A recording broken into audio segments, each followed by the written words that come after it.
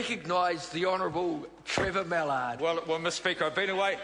I've been away for some time, but I'm not sure that that should stop you recognising me, Mr. Speaker. I do want to react to the member opposite, and I think an attack on Jerry Brownlee is hardly showing divisions opposite. I mean, we know that they don't like Jerry Brownlee, but when we agree with them, they shouldn't say that indicates a lack of unity on the part of the Labour Party. I mean, that's pretty obvious. But there has been one thing that has been made absolutely obvious by the contribution of the minister in charge of this bill, and that is that Tim Grocer is staying in the country for the Christmas holidays. Tim Grocer is staying in the country for the Christmas holidays because we have the minibar amendment, which makes it legal to take alcohol out of the minibars between 4 and 8 in the morning.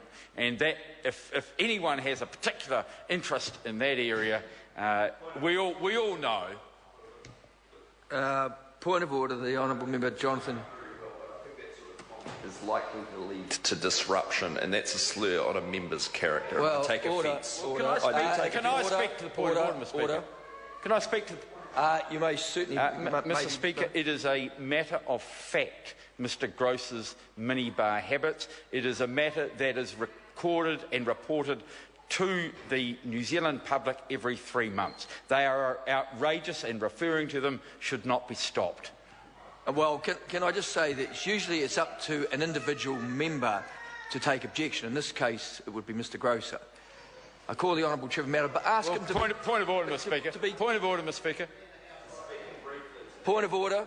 Jonathan. As I say, it's going well. That sort of personal attack on a member who cannot be here to defend himself, I think is unwarranted and will lead to disruption. And if Mr. Mallard wishes to go and impugn Mr. Grocer's character outside the House, I'd wish him to do that.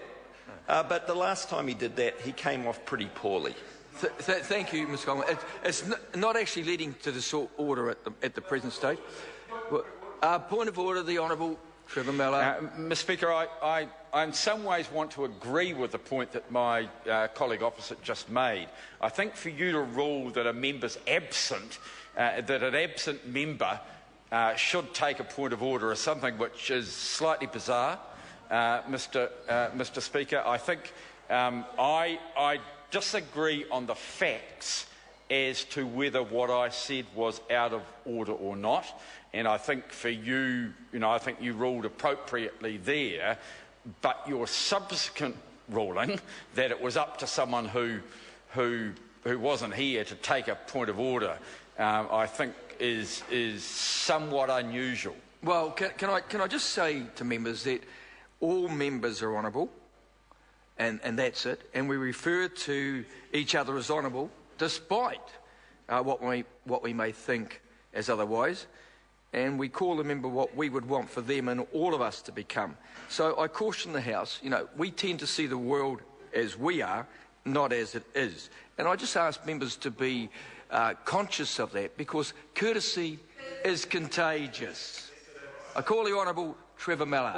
And I'm going to go right back to where I started, Mr. Chairman, in reaction to members opposite and the indication from the minister in charge of the bill that the urgent part of this was the supplementary order paper to do with the Sale of Liquor Act, the main import of which is that people don't have to go into people's hotel rooms at 4 in the morning to lock the minibars in order to stop people serving them. And the point that I did make is that there is on the record, published by John Key as Minister in charge of Ministerial Services, one person who uses minibars, I think about as much as every other minister combined, that is Tim Grocer. Well, that's exactly right. He has more than all ministers and members of the opposition combined. I agree with Chester Borrows on that. That is almost certainly the case, Mr. Chairman, and so we are passing a clause which tends to indicate by its urgency that it is a matter for the Christmas holidays for the minister concerned. Mr Chairman, other than that, there doesn't appear to be any urgency around the legislation, and in actual fact, that matter, I'm pretty sure, could have been dealt with in a standalone bill that could have gone through all of its stages relatively quickly anyway. It didn't really need to be part of a statutes amendment bill. I think when there's unanimity around a matter like that, that might in fact have been more transparent to do it by that method. Mr Chairman, there's been a few areas that have come into this bill. There have been a couple of areas that have been knocked out of the bill. There's been an area that's been transferred to the Unit Titles Act. But overall, this is a relatively simple bill and one which deserves support. Mr Speaker. I call the Honourable Ruth Dyson. Thank you, Mr